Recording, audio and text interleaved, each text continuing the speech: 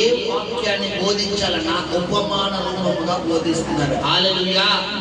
ఎలా చెప్తున్నారు పిల్లరా? ఉపమానము అన్న మాటకు అర్థం ఏంటంటే మా మౌనంగా ఉండాలి, వాక్యం వినాలి. ఉపమానము అన్న మాటకు అర్థం ఏంటంటే పిల్లరా గమనించండి, చూడండి. ఉదాహరణ అంటే పిల్లరా ఏదైనా ఒక విషయాన్ని మనము ఎవరికైనా చెప్పాలి అంటే ఫర్ సపోజ్ అంటారు చూసారా? ఫర్ సపోజ్ అంటే ఉదాహరణకు. అంటే పిల్లరా ఒక కుటుంబం కోసం, ఒక వ్యక్తి కోసం పిల్లరా మరి దేని కోసమైనా మనము చెప్పాలి అని అనుకున్నప్పుడు మనం ఏం చేస్తామంటే పిల్లరా ఫర్ సపోజ్ అంటే ఒక ఎగ్జాంపుల్ తీసుకుంటాం.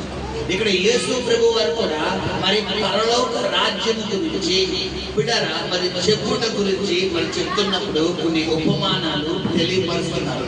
ఆ ఉపమానాల్లో కల్లా ఒక ఉపమానమే ఈ తప్పిపోయిన కుమారుడు అనే ఉపమానం. హల్లెలూయా, హల్లెలూయా.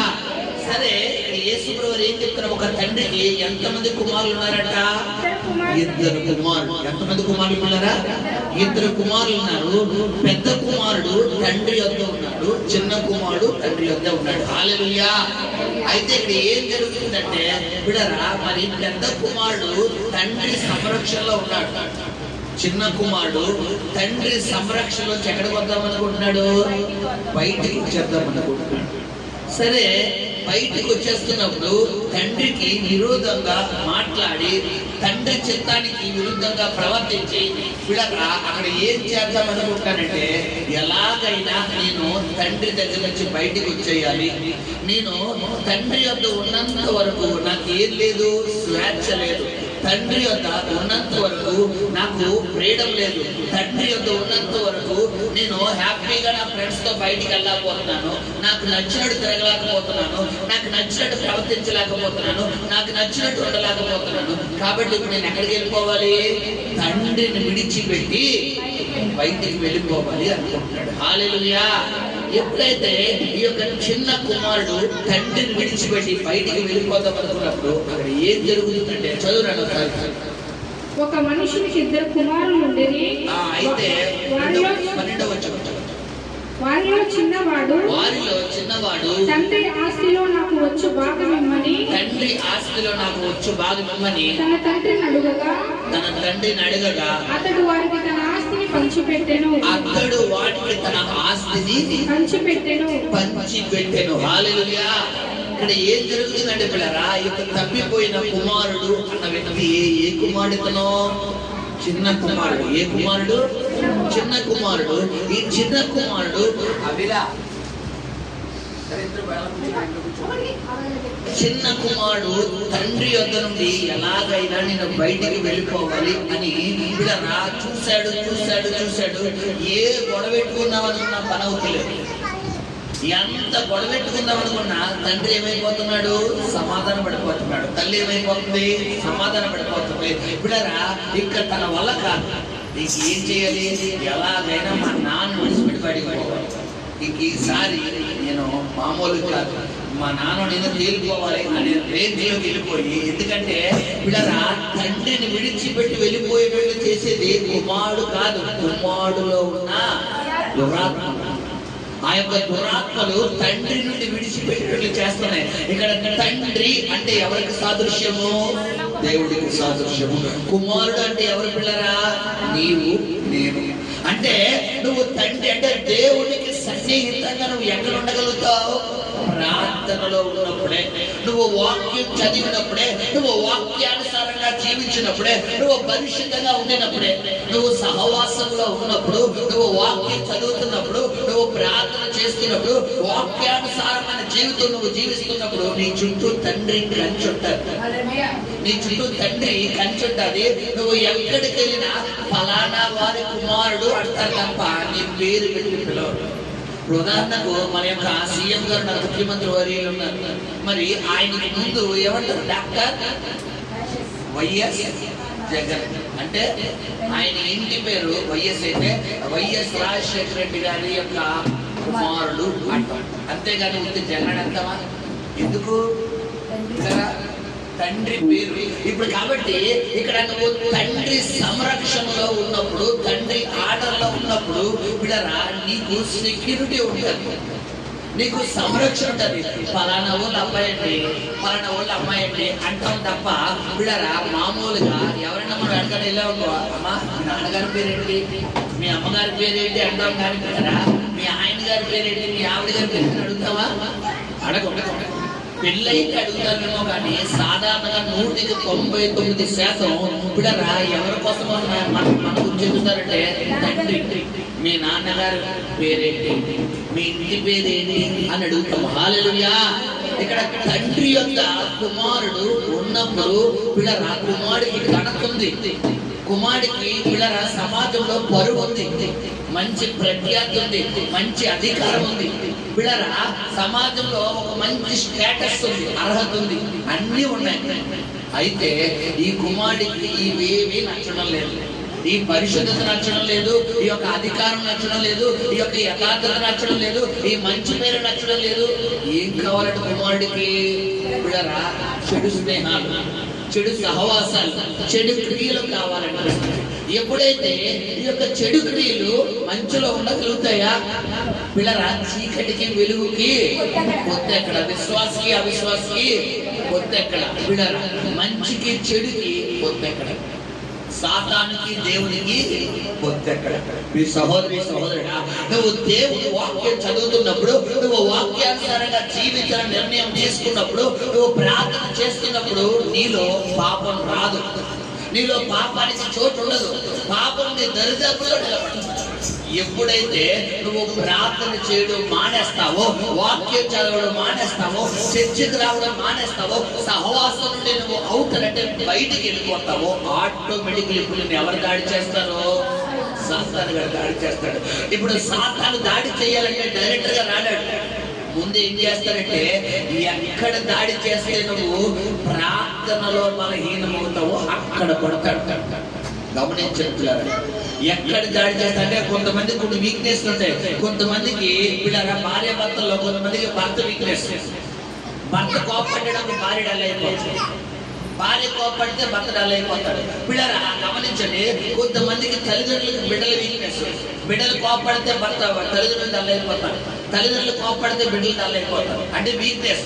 ఇప్పుడు నీ వీక్నెస్ మీద ఎవరు కొడతారో? సాతాను గారు కొడతాడు. నిన్ను డైరెక్ట్ గా దాడి చేయడానికి నీ వీక్నెస్ ఎక్కడైతే ఉందో, ఎక్కడైతే నేను రిమోట్ కంట్రోల్ ఉందో అది నొక్కుతాడు. ఇప్పుడు అది నొక్కగానే నువ్వు ఏమైపోతావు చెప్పాలి. నువ్వు ఇప్పుడు ఏం చేస్తావు? వెంటనే ఆ వ్యక్తి మీద ఫైర్ అయిపోతావు, ఆ వ్యక్తితో వెంటనే గొడవ వేసుకుంటావు. ఇప్పుడు ఆ వ్యక్తిలోంచి నిన్ను శోధించేస్తాడు, వెంటనే నువ్వు శోధించగానే నువ్వు ఫైర్ అయిపోయిన దగ్గరికి ఏమొచ్చేస్తుంది? గొడవ వచ్చాడు. ఇప్పుడు మధ్యలోకి ఎవరు ఉంటారో? సాతాను గొడవ. ఇది ఆ టెక్నిక్. ఇప్పుడు ఆ వ్యక్తిలోంచి నీకు అగైనెస్ట్ గా లేచినప్పుడు నువ్వు ఏం గమనించాలి?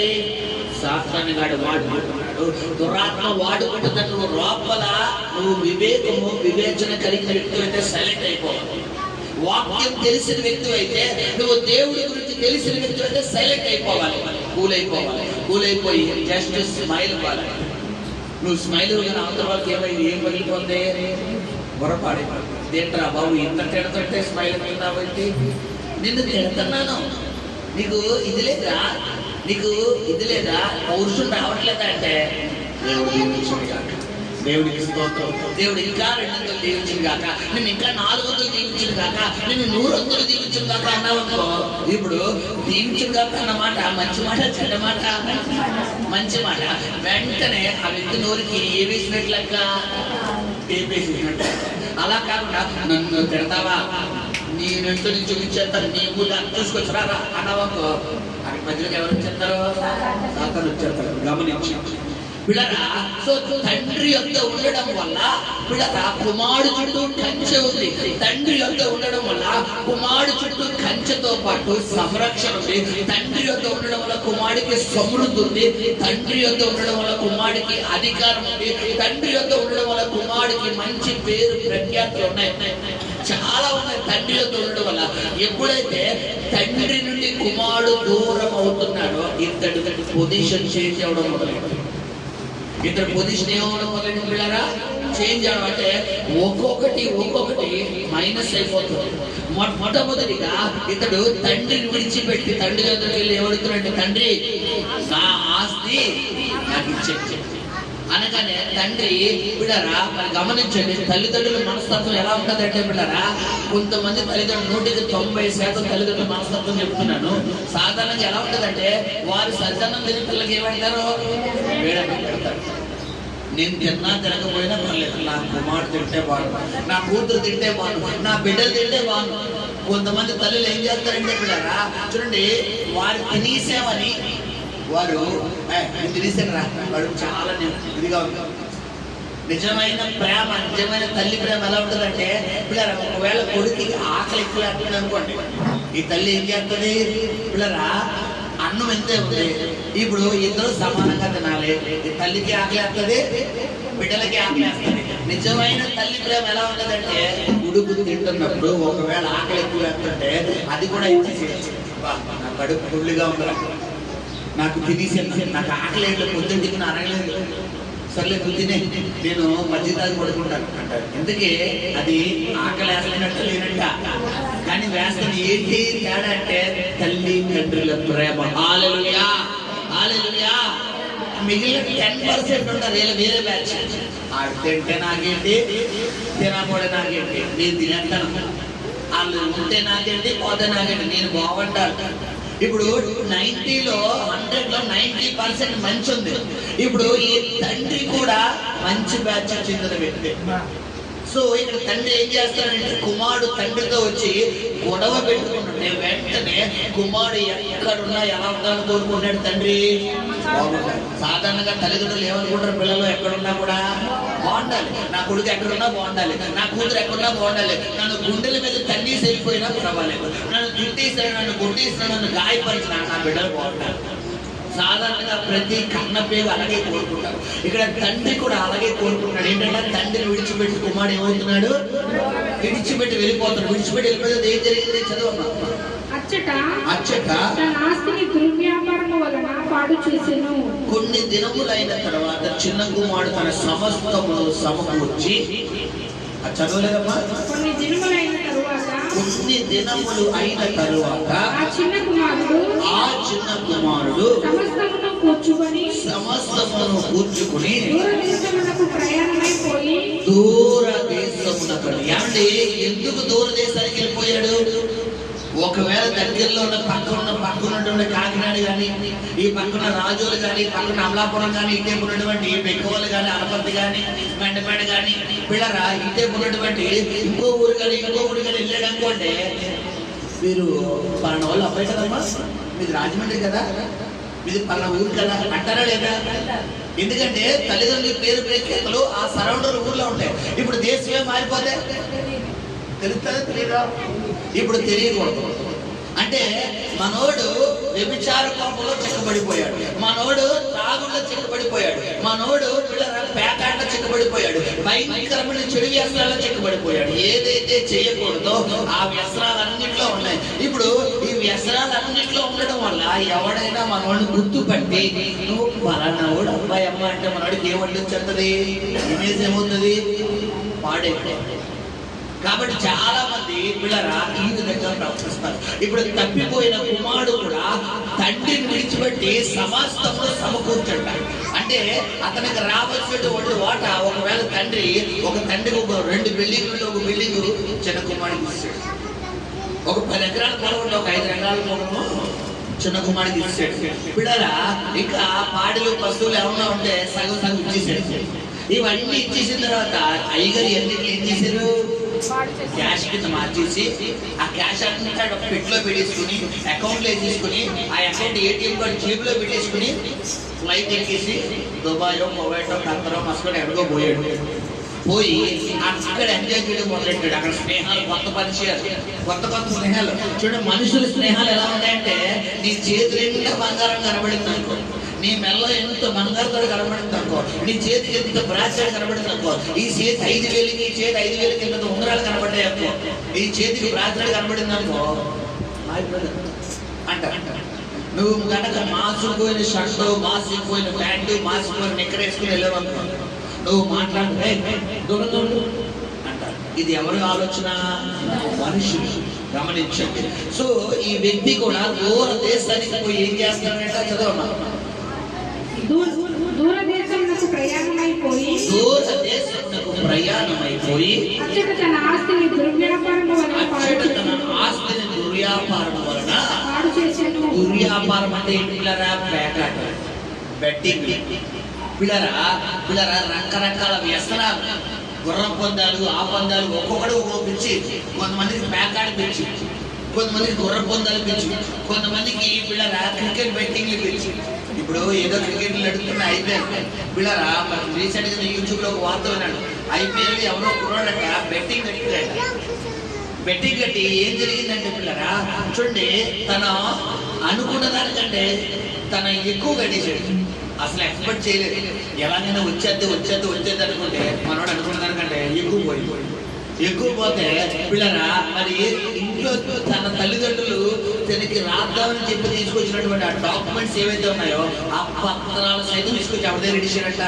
ఆ బెట్టింగ్ రూమ్ లో పెట్టేసి ఈ డాక్యుమెంట్స్ అన్నీ అని చెప్పి ఆకి పెట్టి బెట్టింగ్ పెట్టాడు. మొత్తం అన్నీ పోయి వెళ్ళి పురుగుల మంది తీసుకుని తాగేసి ఎటు ఊరికి ఎవరికి తెలియని చోట ఒక చివరి ప్లేస్ లోకి వెళ్ళిపోయి ఊరేసుకుని చచ్చిపోయాడు. తాగిన ఏమందు? పురుగుల మందు. మళ్ళా ఎక్కడ బతికేస్తానో అని చెప్పి ఊరేసుకుని ఆ ఊరు చెట్టు దగ్గర వెళ్ళి చెట్టు ఊరేసుకుని చచ్చిపోయాడు. ఇప్పుడు అక్కడ దొర్యాపారం ఏం తీసుకెళ్ళిపోయింది? ప్రాణంలో తీసుకెళ్ళిపోయింది. ఇక్కడ తప్పిపోయిన కుమారుడు పరిస్థితి కూడా అలాగే ఉంది. తండ్రి యొక్క ఉన్నప్పుడు మనోడికి సమృద్ధే గాని పిల్లరా కొరత లేదు. తండ్రి యొక్క ఉన్నప్పుడు మనోడికి నెమ్మదే గాని అసమాధానం లేదు.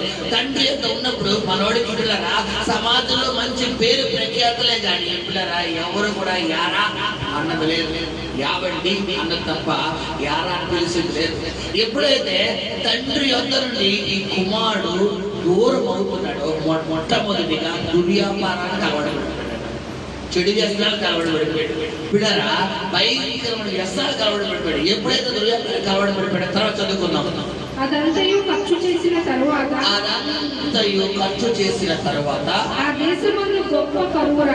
ఆ దేశమందు గొప్ప కరువు రాగా వాడు ఇబ్బంది పడసాగి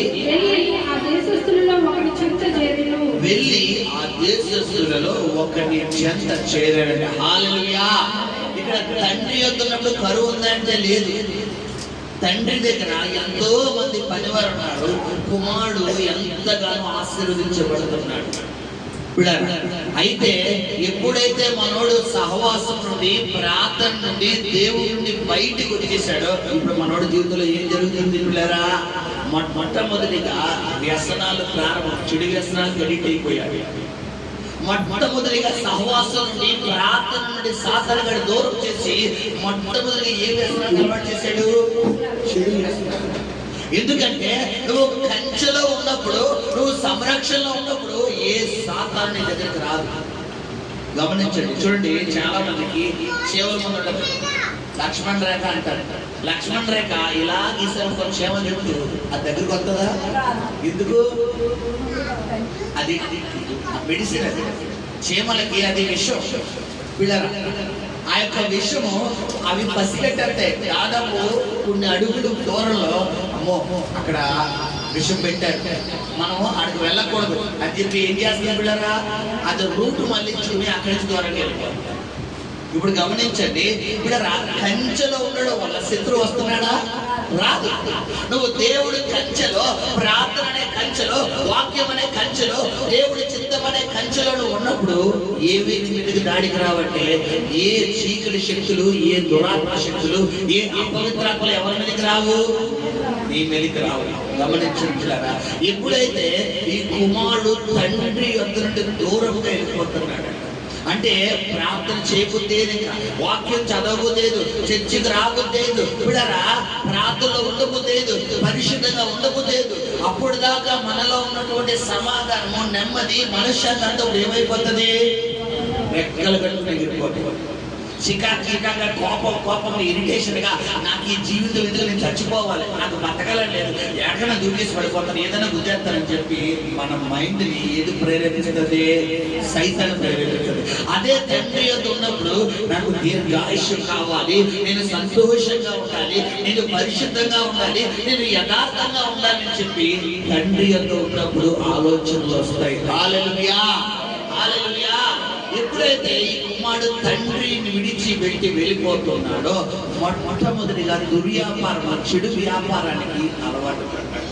రెండోది బిడరా తన జీవితంలో తను చేస్తున్నటువంటి ఆ యొక్క స్నేహాలు సహవాసాల వల్ల బిడరా మరి చాలా నష్టపోగా ఏం జరుగుతుందంటే ఆ దేశంలో ఒక కరువు వచ్చింది. కరువు రావడం వల్ల కరువు వ్యాపారం, దుర్వ్యాపారం అంటే చెడు వ్యాపారం, ఆ వ్యాపారం వల్ల దేశంలో కరువు, అలా వ్యాపారం కూడా ఆ దేశంలో ఉన్న కరువుతో పాటు మన వ్యక్తి ఈ యొక్క చిన్న కుమారుడు కూడా కరువు ప్రభావం తన మీద కూడా చూపించింది. చూడండి 2020లో మన దేశాన్ని ఏది కుదిపేసింది బిడ్డారా? కరోనా వచ్చి ఎంతమంది దివాలా తీయలేదు, ఎంతమంది వ్యాపారాలు రోడ్డు మీదకి వచ్చేయలేదు, ఎంతమంది కుటుంబాలు ప్లాట్ఫామ్కి వచ్చేయలేదు బిడ్డారా. కరోనా యొక్క పేరు చెప్పి కొంతమంది చచ్చిపోతే కొంతమంది ఇప్పటికీ కోలుకోలేని పరిస్థితుల్లో ఉంటారు, అప్పుడు చేసిన అప్పులు ఎంతో మంది. మరి అలాగే ఆ దేశంలో వచ్చిన కరువు వ్యాపారం ఆ యొక్క ఎఫెక్ట్ ఎవరి మీద కూడా కొట్టిందంట? ఈ కుమారుడు మీద కొట్టింది. ఎప్పుడైతే ఈ ఎఫెక్ట్ కొట్టిందో ఇతడి దగ్గర నుండి డబ్బంతా ఆ వ్యాపారంలో విడిచేసి, ఆ వ్యాపారంలో పెట్టేసి క్లిక్ అవుతుంది కూడా మొత్తం దేవాలా తీసేసింది. మొత్తం ఒక రూపాయి లేకుండా మొత్తం సర్వనాశనం అయిపోయింది. ఇలాంటి సమయంలో ఆ దేశంలో ఒక్కటి చెంత పనిలో చేరాడు. ఆ పని ఏంటి అంటే అయ్యగారు చదవమ్మా,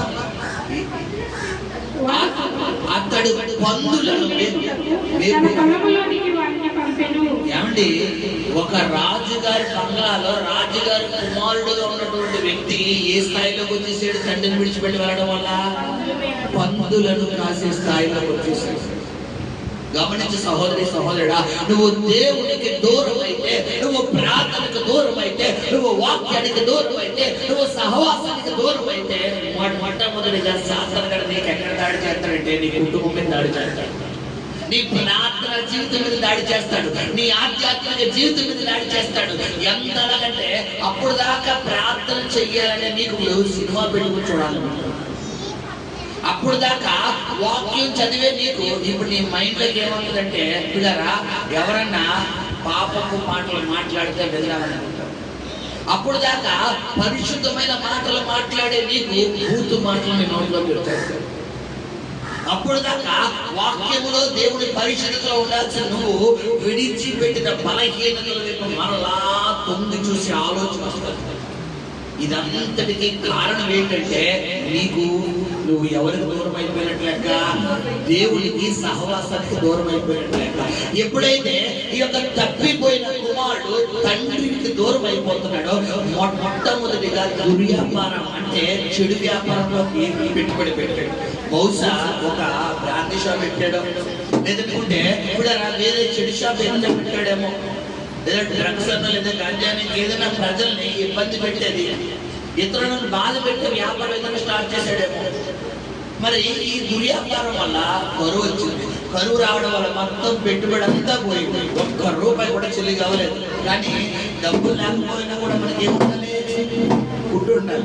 ఇప్పుడు ఫుడ్ ఉండాలంటే మనకు ఆకలి ఆకలి, ఎక్కడైనా పని చేద్దాం అనుకుంటే ఎవరు పని ఉండలేదు. ఇలాంటి సమయంలో ఒకటి జరిగిందంటే అయ్యా నాకు ఏదైనా పని పిచ్చగంటే ఎలా చూసాడు బయట కింద, నువ్వు ఏం చేస్తావు అంటే ఏదైనా చేయాలంటే సరే నా దగ్గర పందులు కాస్తావా? కాశానయ్యా. సరే పందులు కాయనంట. ఎప్పుడైతే ఆ పందులు మేపే ఉద్యోగం ఇచ్చాడు అయ్యగారి, ఎంత దీనస్థితి చూడండి. బైబిల్లో పంది అనేది దేవుడు హీనమైన ఒక జంతువు.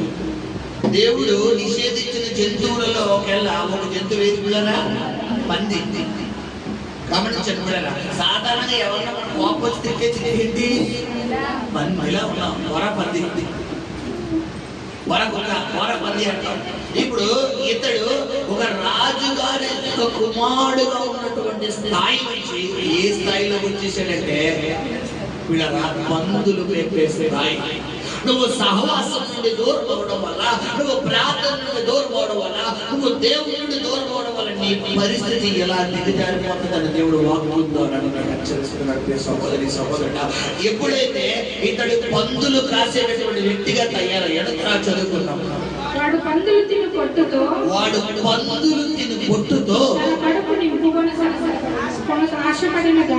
తన కడుపు నింపుకొని ఆశపడిన కానీ ఎవడును వానికి ఏమీ ఇయ్యలేదు. హల్లెలూయా. ఎవరి వాడికి ఆకలేసి వెళ్తుంటే ఈ యజమానుడు ఏం పెడతలేదు, అన్నం పెడతలేదు. అన్నం పెట్టకపోతుంటే ఇక చూశాడు. చూడండి పిల్లరా, మనకి సామెత ఉంది, నిద్ర రుచి ఎరగదు, రుచి ఎరగదు, క్షమించండి, నిద్ర సుఖం ఎరగదు, ఆకలి రుచి ఎరగదు. సాధారణంగా సామెత. అంటే కొంతమందికి ఆకలి వేసిందనుకోండి, ఆకలి వేయకపోతే బాగాలేదు, ఇందులో ఉప్పు లేదు, ఇందులో కారం లేదు, ఇందులో పులుపు లేదు, ఇందులో అది లేదు, ఇది సేదుగా ఉందంట. అదే కనుక ఆకలి వేసిందనుకోండి, పాసిపోయిన అన్నమైన ఏముంది, అది ఏమైపోద్ది, అమృతంలో తినేస్తాం. పర్లేదు, ఏదో దక్కింది కదా, ఇది కూడా లేదు కదా బాబు, వేసే అని చెప్పి స్పీడ్గా తినేస్తాం. ఇప్పుడు మామూలుగా మనకు ఫ్యాన్ అంటే నిద్ర పట్టదు, సాధారణంగా ఏసీ ఉంటే నిద్ర పట్టదు ఒక్కొక్కరికి.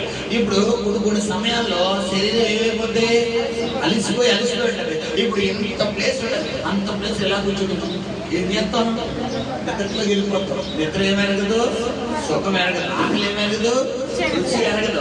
ఇప్పుడు ఈ కుమారుడు తండ్రి ఇంట్లో విందు భోజనం చేసేవాడు.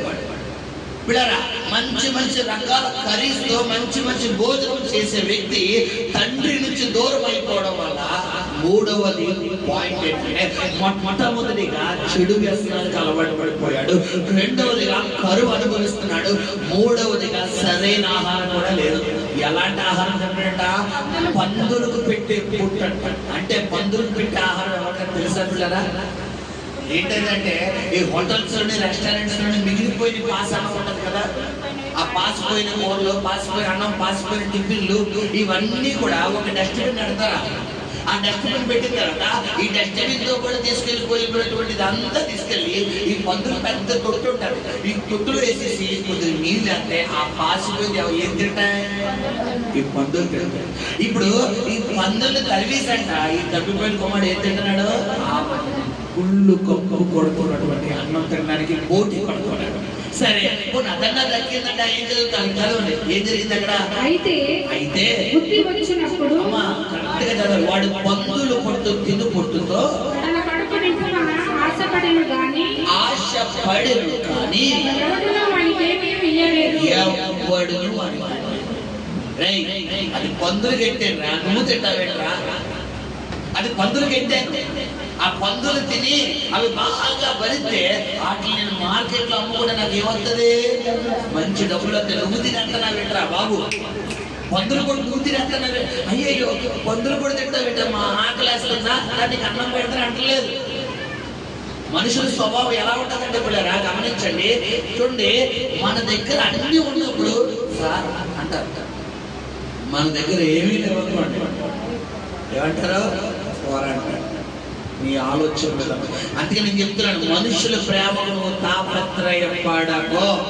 మనుషుల యొక్క పిల్లరా అభిమానం కోసం తాపత్రయపడక. మనుషులు ఈ రోజు ఉంటారు, రేపు వెళ్ళిపోతారు. అది ఎవరైనా రిలేషన్ ఎవరైనా అయితే గమనించు, నీతో శాశ్వతంగా ఉండేది, కలకాలం ఉండేది ఎవరో, నేను నీకు ప్రకటిస్తున్న యేసయ్య మాత్రమే. హల్లెలూయా, హల్లెలూయా.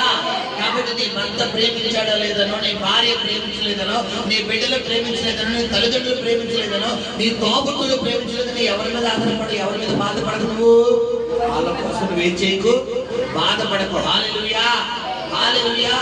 ఎప్పుడైతే ఈ యొక్క తప్పిపోయిన కుమారుడు మొట్టమొదటిగా చెడు వ్యసనానికి అలవాటు పడిపోతుంటే, రెండవదిగా అతను ఉన్న దేశంలో కరువు వచ్చి మొత్తం కష్టపడిపోతుంటే, మూడవదిగా తినడానికి ఏం లేదంట, ఆహారం లేదు.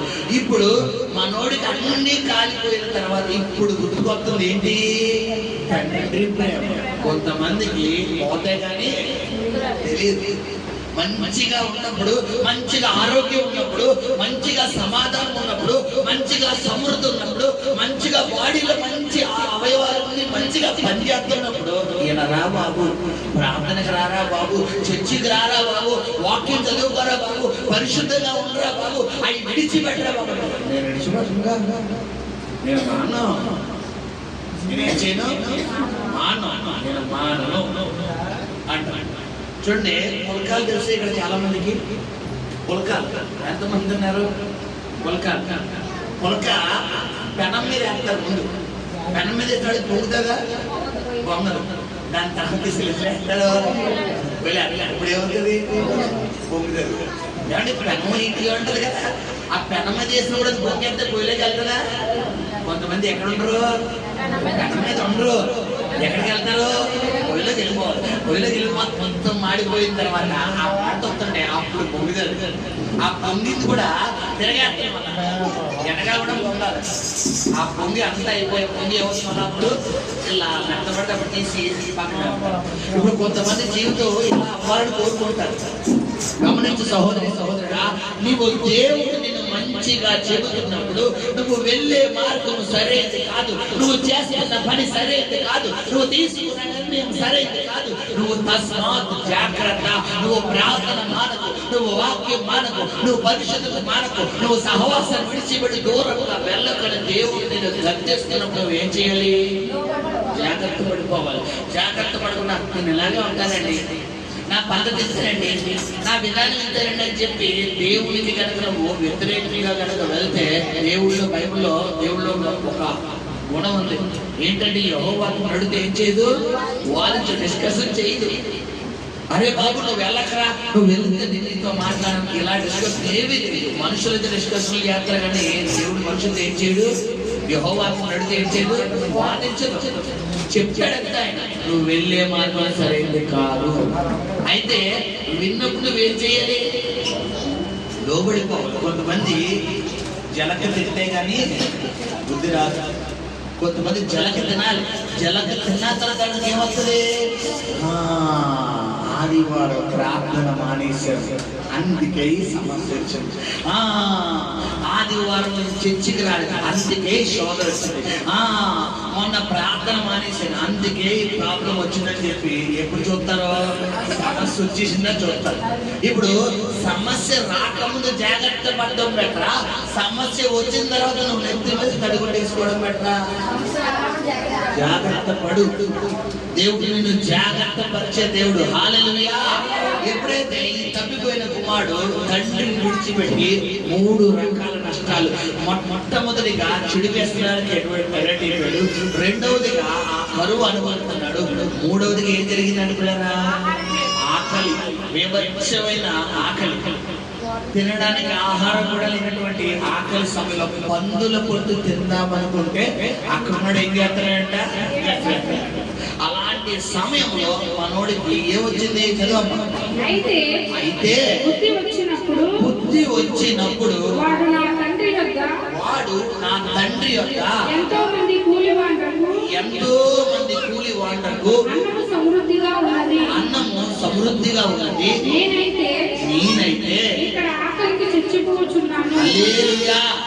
ఏమండి, తండ్రి మరి కుమారుడు ఇద్దరు సన్నిహితంగా ఉన్నప్పుడు కుమారుడికి ఏం కొదువు లేదు? ఆహారం కొదువు లేదు, పిల్లరా ఏమీ కొదువు లేదు, అన్ని సమృద్ధిగా ఉన్నాయి. ఎప్పుడైతే సహవాసం నుండి దూరం అయిపోయాడో, ప్రార్థన నుండి దూరం అయిపోయాడో, దేవుడి నుండి దూరం అయిపోయాడో, మొట్టమొదటిగా 3 రకాల తెగుళ్ళు వస్తాయి, 3 రకాల సమస్యలు వస్తాయి. మరి ఇప్పుడు అయ్యగారికి ఏమొచ్చిందంట? బుద్ధి వచ్చింది. ఈ బుద్ధి ఎప్పుడు రావాలి? నేను మా నాన్న దగ్గర ఉంటేనే, నా తండ్రి దగ్గర ఉంటేనే, నేను ప్రార్థన చేస్తేనే, నేను వాక్యం చదివితేనే నాకు క్షేమం. నేను దేవుడికి దూరంగా వెళ్ళిపోతే, సహవాసానికి దూరంగా వెళ్ళిపోతే, ప్రార్థనకి దూరం వెళ్ళిపోతే నాకు నష్టం ఉంది అని ముందుగానే గ్రహించాలి. కానీ మనోడికి ఏం కాలేదు? ఆలోచన రాలేదు. హల్లెలూయా. బుద్ధి వచ్చినప్పుడు ఇక్కడ ఏం చేస్తానంటే ఒక ఆలోచన వచ్చింది. ఏ విధంగా బుద్ధి వచ్చిందంటే చదవండి. నేను లేచి తండ్రి యొక్క ఎంతో మంది కూలి వాళ్లకు అన్నము సమృద్ధిగా ఉన్నది, నేనైతే ఇక్కడ ఆకలికి చచ్చిపోవచ్చున్నాను. ఇక్కడ ఆకలికి చచ్చిపోవచ్చున్నాను. ఏమంటారంట? ఒక్కసారిగా మనోడికి మైండ్లో లైట్ వెళ్తుంది. నా తండ్రి దగ్గర ఎంతో పనులు ఉన్నారు, ఎంతో మంది ఉన్నారు పనులు. వాళ్ళందరికీ నేనే నా చేతులతో అన్నం పెట్టేవాడిని, నేనే నా చేతులతో అన్నం పెట్టేవాడిని. సో నా తండ్రి దగ్గర ఉన్న పనులకే మంచి పుష్టికరమైన ఆహారం దొరుకుతుంటే, ఇప్పుడు నేను గనక నా తండ్రి దగ్గరికి వెళ్ళి ఒక కూలి వాణిగా, నాన్న నాకు బుద్ధి వచ్చింది, నేను తప్పు చేశాను, నేను పాపము చేశాను, నేను నీకు వ్యతిరేకంగా నేను పాపం చేశాను నాన్న, తప్పు అయిపోయింది, నన్ను క్షమించు, నీ ఇంట్లో ఏదైనా ఒక పనోడికి నన్ను పెట్టుకో నాన్న అని అడిగితే, నా తండ్రి మంచివాడు కాబట్టి తప్పకుండా నన్ను కూలివాడిగా పెట్టుకుంటాడు. అప్పుడు నాకు ఏం దొరుకుతుంది? అన్నం దొరుకుతుంది, ఆహారం దొరుకుతుంది. ఇప్పుడు గమనించండి పిల్లరా, సామెత ఉంది ఏమండి, పూట కూటి కోసం కోటి విద్యల, కోటి తిప్పల కోటి విద్యల, పూట కూటి కోసం కోటి విద్యలు. పిల్లరా, ఎందుకోసం? ఆ మొత్తం లోపలికి వెళ్ళడం కోసం. ఈ 5 ఏళ్ళు లోపలికి వెళ్ళాలంటే ఎన్ని ప్రయత్నాలు చేస్తాం మనం. ఈ వ్యాపారం కాదు, ఆ వ్యాపారం, ఈ ఉద్యోగం కాదు, ఆ ఉద్యోగం, ఈ ఇక్కడ కాదు అక్కడ, ఇక్కడ కాదు అక్కడ, అక్కడ కాదు ఇక్కడ. ఈ అన్ని ఎందుకు? 5 ఏళ్ళు దేనికోసం వెళ్ళాలి? లోపలికి వెళ్ళాలని ఉద్దేశం. ఇప్పుడు ఈ కుమారుడు అన్నీ కోల్పోయాడు. ఇప్పుడు మళ్ళా తండ్రి వద్దకు రావాలి అనే ఆలోచన వచ్చింది. ఎప్పుడైతే తండ్రి వద్దకు రావాలనే ఆలోచన కలిగిందో, చదువుకుందాం. నేను లేచి నా తండ్రి వద్దకు వెళ్ళి తండ్రి, నేను పరలోకమునకు విరోధముగాను నీ ఎదుటను పాపము చేసింది, ఇక మీదట నీ కుమారుడను అని అనిపించుకొనుటకు యోగ్యుడను కాను, నన్ను నీ కూలి వారిలో ఒకటిగా పెట్టుకొనమని అతనితో చెప్పుదను అనుకొని లేచి తండ్రి యొద్దకు వచ్చెను. హల్లెలూయా. ఏమని ఆలోచన వచ్చిందంటే, నేను ఎంత దౌర్భాగ్య స్థితిలోకి వెళ్ళిపోయాను, ఇక ఎలాగైనా నా తండ్రి దగ్గరికి వెళ్ళి ఏం చేయాలి? తప్పు అయిపోయింది తండ్రి, నీకు పరలోకానికి విరుద్ధంగా పాపం చేశాడయ్యా అని నా తండ్రి కాలు పట్టుకుంటే, తప్పకుండా నా తండ్రి కరుణ ఎక్కువ, దయ ఎక్కువ కాబట్టి నా తండ్రి ఏం చేయాలి? నన్ను క్షమించి పన్నోడుగా పెట్టుకుంటానని అడుగుదాం నిర్ణయం తీసుకున్నాడు. ఇలా అడుగుదాం కదా అని చెప్పి పిల్లరా ఇల్లు ఎత్తుకుంటూ అలా ఎదుర్కొంటూ వచ్చాడు. ఇలా రాగానే ఏం జరిగింది? ఎక్కడంటే కుమారుడు గేటు బయట ఉన్నాడు. కుమారుడు ఎక్కడున్నాడు? తండ్రి ఎక్కడున్నాడంటే, తండ్రి ప్యాలెస్ లో ఉన్నాడు. తండ్రి ప్యాలెస్ లో ఉండి అవుటర్ నుండి, ప్యాలెస్ నుంచి బయట నుంచి కుమారుడు ఎప్పుడు వస్తాడా, ఎప్పుడైనా తప్పిపోయిన కుమారుడు ఎప్పుడు వస్తాడా, ఉదయం వస్తాడా, మధ్యాహ్నం వస్తాడా, రాత్రి వస్తాడా, సాయంత్రం వస్తాడా, అర్ధరాత్రి వస్తాడా, రేపు వస్తాడా, ఎల్లుండి వస్తాడా, అవతల ఎల్లుండి వస్తాడని తండ్రి ఎవరి కోసం ఎదురు చూస్తున్నాడు? ఇది తండ్రి ప్రేమ. ఇప్పుడైనా మారు మనసు పొంది పాప క్షమాపణ పొంది యేసుక్రీస్తును సొంత రక్షకుడుగా అంగీకరించాడు. గమనించండి తండ్రి ప్రేమ ఎలా. సో ఎప్పుడైతే ఈ కుమారుడు అలా వచ్చి గేటు దగ్గర నిలబడ్డాడు, ఇప్పుడు ఏం జరుగుతుందంట? వాడు ఇంకా దూరముగా ఉన్నప్పుడు తండ్రి వాడిని చూచి కనికరపడి పరిగెత్తి వాడి మెడ మీద పడి ముద్దు పెట్టుకొని ముద్దు పెట్టుకొని. తండ్రి చూడగానే తండ్రికి ఏం రావాలి? కోపం రావాలి. మొత్తం నాశనం చేసేసాడు. ఆ డ్రెస్ చూసావు ఎలా ఉందో అని చెప్పి పక్కన ఎవరో ఒకరిని పిలిచి తన భార్యను, తన పెద్ద కుమ్మలో ఎవరినో ఒకటి పిలిచి ఏం చేయాలి? షేమిష్ చెయ్యాలి. చూడరా, అది చూసేవాడు ఎంత అయిపోయాడు, అది చూసేలాగా తప్పగా చూసి ఎలా అయిపోయావా, అది పట్టి చూసావా ఎలా ఉంది, నాశనం అయిపోయాడు. చూడు మళ్ళా దిక్కు దేవుళ్ళు ఎడగొచ్చాడు. నా దగ్గర నాకు తెలుసురా, నువ్వు ఎప్పుడుకైనా నా కాళ్ళ దగ్గరకు వస్తావని తెలుసు అని చెప్పి డైలాగులు కొట్టారు. ఈ డైలాగులు ఏమన్నా కొట్టాడా? ఏమీ లేదు. కుమారుడు రావడం దగ్గర నుంచి దూరం నుండి చూసి తండ్రికి కలిగిన మొట్టమొదటిగా ఏంటి? కనికరము. హల్లెలూయా. నీ దేవుడు కనికర పూర్ణుడు. హల్లెలూయా. కనికర సంపన్నుడు. హల్లెలూయా.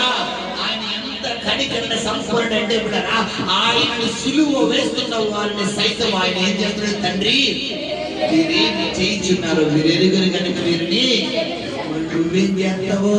చిన్న మాట ఏమన్నా తేడా వచ్చిందనుకో నాతో మాట్లాడు, నాతో మాట్లాడు, నా జోలికి రా, నీకు కూడా ఒక మాట్లాడు, మర్యాద అని చెప్పి ఎదురు సమాధానం చెప్పారు. ఇదేనా తండ్రి లక్షణాలు? చెప్పాలి. నాతో మాట్లాడుకో, నీతో నాకు మాట్లాడలేవు, ఏం చేస్తావు అని చెప్పి గొడవ. ఇప్పుడు గమనించి ఇప్పుడు సహోదరుడా, నువ్వు తండ్రి కుమారుడు అయితే తండ్రికి తగ్గ లక్షణాలు వస్తాయి. మనం వార్తలు చూస్తున్నాం, జగన్ గారి గురించి స్టేట్మెంట్ ఏమంటారు? తండ్రి తనయుడు, అచ్చం తండ్రిలాగే నడుస్తాడు, తండ్రిలాగే మాట్లాడతాడు. అలాగా వస్తున్నాయా లేదా? కొంతలో డైలాగ్ వస్తున్నాయా లేదా? ఇప్పుడు దీన్ని బట్టి నిన్ను బట్టి ఎవరికి ఘనత రావాలి? దేవుడికి ఘనత రావాలి. ఇక్కడ కుమారుడు బట్టి ఎవరికి అవమానం వచ్చింది? తండ్రికి. అంటే నిన్ను బట్టి తండ్రికి ఘనత రావాలా, అవమానం రావాలా? మరి నువ్వేం తీసుకొస్తున్నావు చెప్పాలి. ఎక్కడ కనబడితే తండ్రికి ఘనత వస్తుంది? నువ్వు చర్చిలో కనబడితే ఘనత వస్తుంది. నువ్వు ఎక్కడ కనబడకూడదు? సినిమా థియేటర్లో కనబడకూడదు, బారుల దగ్గర కనబడకూడదు. పిల్లరా చూడండి, పాపము జరిగే స్థలంలో కనబడకూడదు, వ్యసనాల దగ్గర కనబడకూడదు, చెడు క్రియల దగ్గర కనబడకూడదు. ఎక్కడ కనబడాలి? నువ్వు తండ్రి సన్నిధిలో కనబడాలి. హల్లెలూయా, హల్లెలూయా.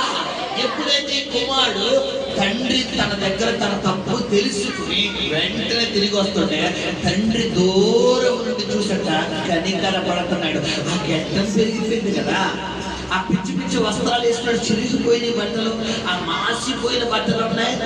అరే రే వీడు నా కుమారుడుగా ఉన్నాడులే అని చెప్పి వెంటనే తండ్రి ఏం చేస్తున్నాడు? మేడ మెట్లు దిగి అడుగొచ్చేస్తున్నాడంట. పరిగెట్టుకుంటూ వచ్చి కుమారుని పట్టుకుని మేడ మీద ఏం పెడుతున్నాడట? ముద్దు పెడుతున్నాడు. హల్లెలూయా. దీని గురించి ఇందాక వివరించారు, మీకు సమయం లేదు కాబట్టి నేను కంటిన్యూ చేస్తాను. ఆ ముద్దు ఎందుకు పెడతారు మీకు ఇందాక చెప్పాను కదా పిల్లరా. కాబట్టి ఎప్పుడైతే చుట్టుపక్కల వారు పనిష్మెంట్ చేస్తారో ఆ పనిష్మెంట్ ఎవరి మీదకి రాకూడదని కుమారుడు తండ్రి పరిగెట్టుకు వచ్చాడు, కుమారుడి మీదకి రాకూడదని.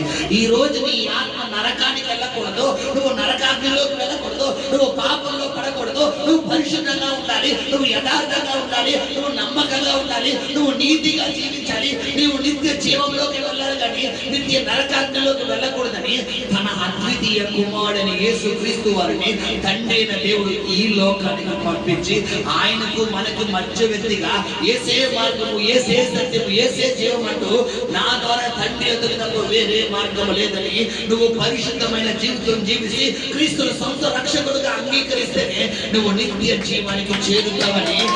తప్పిపోయిన కుమారుని ఎలాగైతే తిరిగి తన తండ్రి ఎదుగు రావడానికి ఈ తండ్రి అగ్రి చేస్తున్నాడో అలాగే ఈ రోజు నిన్ను కూడా వెతుక్కుంటూ ఆయన వచ్చాడు. హల్లెలూయా. ఆయన కృపలో నువ్వు ఉన్నావు కాబట్టి ఈరోజు చర్చికి రాగలిగావు. నువ్వు తప్పిపోయి తిరిగి వచ్చావు కాబట్టి చర్చికి రాగలిగావు. లేకపోతే ఈ పాడి ఎక్కడుంది? నువ్వు ఆ పాపంలోనే ఉన్నావు, ఆ వ్యసనాల్లోనే ఉంది, ఆ చీకటిలోనే ఉంది. హల్లెలూయా. ఎప్పుడైతే ఈ కుమారుడు తెలుసుకుని తండ్రి యొక్కకు వస్తున్నాడో చదువుకొని ముగిద్దాం, తర్వాత చదువుతాడు.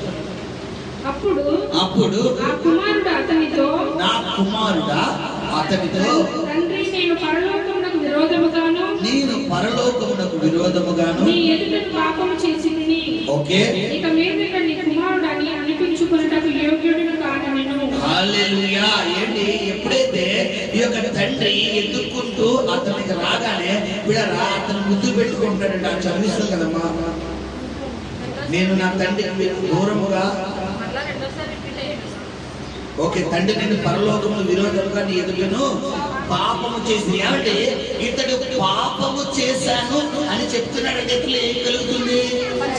పశ్చాత్తాపం. తండ్రికి కావాల్సింది ఏంటి?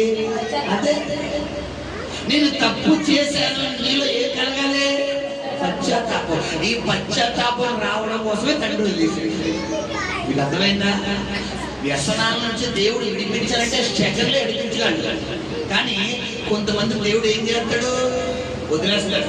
వదిలేసిన తర్వాత ఈ వ్యక్తి ఎందులో మునిగిపోతాడు?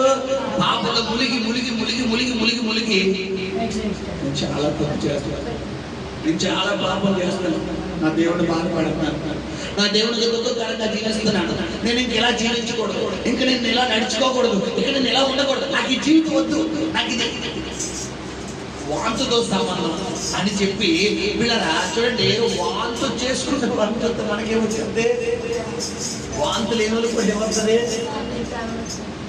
చిన్న విషయం, మేము ఒక ప్రాంతానికి వెళ్ళాం. గమనించండి, ఇక్కడ కుమారుడు తండ్రి యొద్ద ఉన్నప్పుడు, అరే నాన్న ఆ వ్యసనాలు మానేరా, నువ్వు వెళ్ళే మార్గం సరైనది కాదురా, నువ్వు చేసే పని సరైనది కాదురా, నువ్వు మాట్లాడే విధానం సరైనది కాదురా అని దేవుడు ఎంత శ్రద్ధగా ఎంత గట్టిగా మనల్ని గద్దించిన మనకి ఏం రాదు? బుద్ధి రాదు. ఎక్కడో ఒక చరతి రాదు, రివర్స్ వచ్చి తగిలేసిన తర్వాత దేవుడు చెప్తానే ఉన్నాడు, నువ్వు వెళ్ళే మార్గం సరైనది కాదు, నువ్వు చేసే పని సరైనదిగా చెబుతారా, నాకు జరగాలి, నాకు జరగాలి జరగాలి జరగాలి అప్పుడు అడుగుతా చెప్పాలి. ఇప్పుడు దేవుడి స్కెచ్ కూడా ఏంటి? అదే, ఈ తప్పిపోయిన కుమారుడు తండ్రి యొక్క ఉన్నప్పుడు అతడికి ఏం లేదు, బాధ్యత లేదు, బుద్ధి లేదు. పిల్లరా, తండ్రి యొక్క విలువ తెలియదు, తండ్రి ప్రేమ యొక్క విలువ తెలియదు, ఇంట్లో బాధ్యత తెలియదు, ఆ ఇంటి ఎలా గడుపుతుంది, డబ్బులు ఎలా వస్తున్నాయి, కుటుంబం ఎలా రన్ అవుతుంది, ఎంత ఖర్చు పెట్టి ఏమీ తెలియదు. ఏం చేపు చెడు వేస్తున్నారు, నన్ను అక్కడికి పంపించలేదు, నన్ను ఎక్కడికి పంపించలేదు, నాకు అది ఇవ్వలేదు, నాకు అది ఇవ్వలేదు, నాకు అది చేయలేదు, నాకు ఇది చేయలేదు అని రకరకాలుగా ఎవరి మీద తిరుగుబాటు చేస్తున్నాడు తండ్రిపోయిన కుమారుడు? తండ్రి మీద. మనం కూడా అంతే. దేవుడు సంరక్షణ ఉన్నప్పుడు, దేవుడు కంచేసేసినప్పుడు, దేవుడు సంరక్షణ మనం ఉంచేసినప్పుడు మనం కూడా ఏం చేస్తాం కదా? చెప్పాలి, ఎవరి మీద తిరుగుబాటు చేస్తాం? దేవుడి మీద తిరుగుబాటు చేస్తాం. గమనించండి, ఎప్పుడైతే ఈ తప్పిపోయిన కుమారుడు తండ్రి నుంచి దూరం అయిపోయాడో, ఇతడి సమస్యలన్నీ ఇతనికి తెలిసినప్పుడు ఇతడు ఏం చేస్తాడు? తండ్రి దగ్గర పశ్చాత్తాప, తండ్రి నేను పాపం చేశానయ్యా, నేను పరలోకానికి విరుద్ధంగా ఏం చేశాను? పాపం చేసి ఇతను ఏం పడుతున్నాడు? దీన్ని బట్టి నువ్వు ఏం ఇవ్వాలి? పశ్చాత్తాపడాలి. నువ్వు పశ్చాత్తాపడితేనే దేవుడు నిన్ను క్షమిస్తాడు. హల్లెలూయా, హల్లెలూయా. తర్వాత చదువుకుందాం. అయితే తండ్రి తన దాసులను చూచి ప్రశస్త వస్త్రము త్వరగా తెచ్చి వీనికి కట్టి వీని చేతికి ఉంగరము పెట్టి. ఏమండి, మొట్టమొదటిగా తప్పిపోయిన కుమారుడిని తండ్రి ఏం చేస్తున్నాడు? హక్ చేసుకున్నాడు, హత్తుకోగానే తండ్రికి ఒక స్మెల్ తగిలింది. ఏంటి ఆ స్మెల్? మలినమైన స్మెల్, పాపపు స్మెల్, చెడు స్మెల్, చెడు దుర్వాసన, మలినమైనటువంటి దుర్వాసన అతన్ని పట్టుకోగానే పిల్లరా వెంటనే ఆ స్మెల్ చూడండి. ఎవరైనా ఒక వ్యక్తిని మనం పట్టుకోగానే ఆ వ్యక్తి యొక్క ఒకవేళ సెంటు కొట్టి కూడా సెంటు స్మెల్ మనం వస్తుంది రాదా? ఆ యొక్క వ్యక్తికి ఒకవేళ చెడు అంటే చెవట ఉందా కూడా, ఆ చెవట కూడా మనకు వస్తుంది రాదా? ఇలాగా కొంతమంది ఎలా కౌలించుకుంటారు, ఇలాగా కొంతమంది గట్టిగా కౌలించుకుంటారు. అంటే ఇప్పుడు ప్రేమ ఉన్న చోట వాసన కనబడుతుందా లేదా? కనబడదు. హల్లెలూయా. కానీ తండ్రి ఏం చేస్తున్నాడంటే ఇలా కౌగిలించుకోగానే వెంటనే అతడు దుర్వాసన పసిగడుతున్నాడు. దుర్వ్యాసన అంటే ఏంటి? చెడు వాసన. అంటే అతడు మలిన వస్త్రములు ధరించాడు, అతడు పాపపు వస్త్రములు ధరించాడు, అతడు చెడు వస్త్రాలు ధరించాడని చెప్పి తండ్రి ఏం చేస్తున్నాడు? గమనిస్తున్నాడు. గమనించి పని వారిని పిలిచి ఏం చేస్తున్నాడు? ఇతనికి ఏ వస్త్రాలు కలగండి? ప్రశస్త వస్త్రాలు అంటే పరిశుద్ధమైన వస్త్రాలు. హల్లెలూయా. అంటే అతడు తండ్రి యొక్క పశ్చాత్తాపడి తిరిగి రావడం వల్ల పిల్లరా అతడి జీవితంలో జరిగినటువంటి కార్యాలు, అతడు తండ్రి నుంచి విడిపోవడం వల్ల 3 నష్టాలు జరిగినాయి. ఏవేట నష్టాలు చెప్పాలి? చెడు వ్యాపారం కలవడం పడిపోయాడు, రెండోది కరువులోకి వెళ్ళిపోయాడు, మూడోది తినడానికి కూడా ఏం లేదు, ఆహారం లేదు, బేభత్సమైన ఆకలితో ఉంటాడు, ఆహారం లేదు. 3 నరకాలు చూస్తేనే కదా అయ్యగారి కేంద్రాలకు 4వ మాట బుద్ధి రాలేదు. చాలా మంది జలకల గోప 2 గోపుల తట్టేల మంది తీసిన తర్వాత అప్పుడు ఏమవుతుంది? బుద్ధి వచ్చేది. ఇప్పుడు దేవుడు ఏదో ముందుగా చెప్తాడు, రా బాబు, నానా బుద్ధి ఇను, వెళ్ళకు, అటే వెళ్ళకు, ఆమెతో మాట్లాడుకు, ఆయనతో మాట్లాడుకు, అలా ఉండకు అంటే నేను అలాగే నేను అలాగే చేస్తాను. నా మనసు ఏమవుతుందంటారు మళ్ళీ లాగెత్తుంది, నా మనసు లాగెత్తుందని చెప్పారు. రివర్స్లో తగిలేసిన తర్వాత మనసు తీసుకెళ్ళి చేతితో కట్టేస్తాం, బైండింగ్ వైర్తో కట్టేస్తాం. గమనించు, అదేదో ముందే కట్టేసుకుంటే ఏమవుతుందో ఇంత నష్టం రాకపోతుంది కదా. హల్లెలూయా. సో తండ్రి వద్ద నుంచి వెళ్ళిపోయి తిరిగి వచ్చిన తర్వాత, బుద్ధి వచ్చిన తర్వాత మొట్టమొదటిగా తండ్రి ఇతని మీదకి ఏం కలుగుతుందంటే కనికరం చూపిస్తున్నాడు. కనికరం చూపించగానే ఇతనికి ఏం కలుగుతుందంటే పశ్చాత్తాపం కలుగుతుంది. పశ్చాత్తాపడ రెండవ మాట ఏం చేయాలి, తండ్రి మెడ మీద పడి ఏం చేస్తాడంట, ముద్దు పెడుతున్నాడు. మూడవది ఏంటంటే ఇప్పుడు అలా మలిన వస్త్రాలు ఏం చేస్తాడు తండ్రి తప్పించుకున్నాడు, తొలగించేసి ప్రశస్త వస్త్రాలు ధరిస్తాడు. మూడోది ఏంటి, ప్రశస్త వస్త్రం. తర్వాత ఏం చదువుకున్నాం, వీని చేతికి ఉంగరము పెట్టి. ఉంగరము అన్న మాటకు అర్థం ఏంటంటే అధికారం. అంటే ఈ కుమారుడు ఏం కోల్పోయాడు, అధికారం కోల్పోయాడు. కాబట్టి కుమారుడు ఏ స్థాయిలో పొందామని తిరిగి వచ్చాడు చెప్పాలి, కూలివాణిగా ఉందామనుకున్నాడు. కానీ కూలివాణిగా మారిపోతాం అనుకున్నాడు కుమారుడు. తండ్రి అలా వచ్చాడా, ఏం చేస్తున్నాడు, తిరిగి యజమాని స్థాయిలోకి తీసుకొచ్చేస్తున్నాడు. హల్లెలూయా. నువ్వు పాపంలోంచి పశ్చాత్తాప పడితే తండ్రి నేను తప్పే చేశాను, నేను పాపమే చేశాను, నేను దుఃఖకరంగానే ప్రవర్తించాను, నువ్వు ఏదైతే చెయ్యొద్దు అదే చేశాను, ఇక నేను చెయ్యనయ్యా అని గనక ఈ మధ్యాహ్నం నువ్వు నిర్ణయం తీసుకుని దాన్ని తీసుకుని బయట పడేస్తే నా దేవుడు నీకు ప్రశస్త వస్త్రాలు కప్పబోతున్నాడు. హల్లెలూయా, హల్లెలూయా. నా దేవుడు నువ్వు కోల్పోయిన అధికారము ఆ సైతాను సామ్రాజ్యాల మీద, ఆ దురాత్మల మీద, ఆ లోకం మీద, ఆ పాపం మీద, ఆ చీకటి శక్తుల మీద, ఆ యొక్క ప్రార్థన శక్తి మీద, దేని మీద నువ్వు అధికారం కోల్పోయావు ఆ అధికారం నా దేవుడు మరలానికి ఇవ్వబోతున్నాడు. హల్లెలూయా, హల్లెలూయా. మూడోది ఏం జరుగుతుందంట, చెప్పులు అంటే సమాధానానికి సాదృశ్యం. అంటే ఈ వ్యక్తి ఏం కోల్పోయాడు, సమాధానం లేదు, ఎటు సమాధానం లేదు, మనశ్శాంతి లేదు. కంటి నిండా నిద్రపోయి ఎన్ని రోజులైందో, కంటిని కడుపు నిండా తిని ఎన్ని రోజులైందో. మూడోది ఏం చేస్తున్నాడంట, సమాధానము. హల్లెలూయా. ఒకవేళ ఇక్కడికి వచ్చి నీ మధ్యాహ్న కాలంలో నీ కుటుంబంలో సమాధానం కోల్పోయావా, నీ భర్త దగ్గర, నీ భార్య దగ్గర, నీ బిడ్డల దగ్గర, నీ తల్లిదండ్రుల దగ్గర నీకున్న ఆర్థిక పద్ధతిలో సమాధానం కోల్పోతే నా దేవుడు నీతో మాట్లాడుతున్నాడు. నేను నీతో పాటు రాబోతున్నాను, నీకు సమాధానం ఇవ్వబోతున్నాడు, నీ కుటుంబంలో సమాధానం ఇవ్వబోతున్నాడు. సమాధానం దొంగిలించిన దెయ్యాలు నేను తరిమి కట్టబోతున్నాను, ఆ గొడవ పెట్టిన దెయ్యాన్ని తరిమి కొట్టబోతున్నాను, నీకు ఆనందం ఇవ్వబోతున్నాను, నీకు నమ్మకం ఇవ్వబోతున్నాను, నా కృపణికి తోడుగా ఉంచబోతున్నాను అంటాడు. హల్లెలూయా, హల్లెలూయా, హల్లెలూయా. సమాధానం పైన మాట చదువుకుని ముగిద్దాం. చదువు. క్రొవ్విన పశువును తెచ్చి వధించుడి, మనము తిని సంతోషపడదాము. హల్లెలూయా. కుమారుడు తండ్రి ఆస్తిని తీసుకెళ్లి ఓ 1,00,000 రూపాయలు తీసుకెళ్లి 10 లక్షలు సంపాదించి తీసుకొచ్చాడా, ఉన్నదంతా పోగొట్టుకొచ్చాడా? ఇప్పుడు పోగొట్టుకుని వస్తే ఎలా సంతోషించారా? కానీ తండ్రి ఏం చేస్తున్నాడు, ఎందుకు సంతోషిస్తున్నాడు, ఎవరు చెప్తారు చెప్పాలి. పశ్చాత్తాపడి తిరిగి వచ్చాడు కాబట్టి. హల్లెలూయా. కాలంలో నీతో మాట్లాడుతున్నాడు. ఈ మధ్యాహ్నం నువ్వు పశ్చాత్తాపడ్డావా, నీ కొరకు విందు చెయ్యబోతున్నాడు, నీ కొరకు విందు చెయ్యబోతున్నాడు, పశువులు వధించబోతున్నాడు, సమృద్ధిగా నీకు ఆశీర్వాదం ఇవ్వబోతున్నాడు, నీ కుటుంబంలో సమృద్ధి రాబోతుంది, సమృద్ధి రాబోతుంది. ఆ కరువు తొలగిపోబోతుంది, ఆ కరువు తొలగిపోబోతుంది, ఆ యొక్క అసమాధానం తొలగిపోబోతుంది, ఆ కోల్పోయిన అధికారం దేవుడు మరలా నీకు అనుగ్రహించబోతున్నాడు. హల్లెలూయా, హల్లెలూయా. ఎప్పుడైతే తండ్రి చెప్తున్నాడు నీ నా తర్వాత చదువుకున్న సంతోషిద్దామంటే తర్వాత ఈ నా కుమారుడు చనిపోయి మరలా బ్రతికెను, తప్పిపోయి దొరికెనని చెప్పాను. అంతటా వారు సంతోషపడసాగిరి. అంతటి వారు ఏం చేస్తున్నారంట, సంతోషపడసాగిరి. హల్లెలూయా. సహోదరి సహోదరుడా, తప్పిపోయి తిరిగి వస్తే తండ్రికి అంత సంతోషం.